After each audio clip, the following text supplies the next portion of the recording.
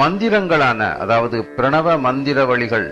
என்று அழைக்கப்படும் காளி மந்திரம், கருப்பண்ண மந்திரம், சுப்பிரமணியர் மந்திரம், அனுமார் மந்திரம், சக்கலாதேவி மந்திரம், குரளி மந்திரம், சாமலாதேவி மந்திரம்,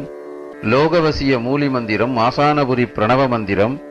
யமுக நையாண்டி வடக்கு மந்திரம், நட்டுவாக்காளி மந்திரம், வனத்து மிருக மந்திரம், கள்ளர் மந்திரம், பாம்பு பூரான் தேள்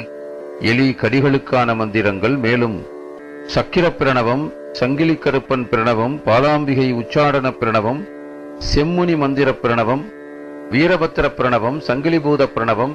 காவனபூத பிரணவம், நோய்பூத பிரணவம், சண்டிபூத பிரணவம், கோபுரபூத பிரணவம், மலைபூத பிரணவம், கேணிபூத பிரணவம், தேவபூத பிரணவம், பிரம்மபூத பிரணவம், ஆசானபூத பிரணவம், காட்டேரி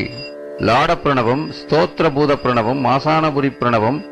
ஏவல் பிசாசு பிரணவம், மூலமந்திர வசிய பிரணவம், வசியமந்திர வசிய பிரணவம், வாடை முனி பிரணவம், மரத்து முனி பிரணவம், உபதேச பிரணவம், வேப்பிள்ளை பிரணவம், திருவெண்ணீற்று பிரணவம், தேங்காய்குறி பிரணவம், மொக்குக்குறி பிரணவம், விளக்குக்குறி பிரணவம் போன்ற பிரணவ மந்திரங்களுக்கும் பிரதானமான ராஜசாஸ்திரம் ஜோதிட சாஸ்திரமாகும். இப்படி எல்லா வகையான சாஸ்திரங்களுக்கும் ஜோதிட சாஸ்திரம்தான் தலையாயது என்று கூறுவதற்கு ஒரே வரியில் இதற்கு விளக்கம் தர வேண்டுமானால், உலகில் உள்ள அத்தனை கலைகளுக்கும் முக்கியமான விஷயமான நேரம் காலம் பார்த்துத்தான் செய்ய வேண்டும் என்ற கொள்கை இருப்பதிலிருந்து, காலம் கிரகங்களின் கையில் என்பதால், கிரகங்களின் அசைவே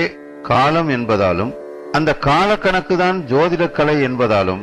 இதுவே அனைத்திலும் உயர்ந்த ராஜசாஸ்திரமாக விளங்குகின்றது என்பது தெளிவாக விளங்குகிறதல்லவா?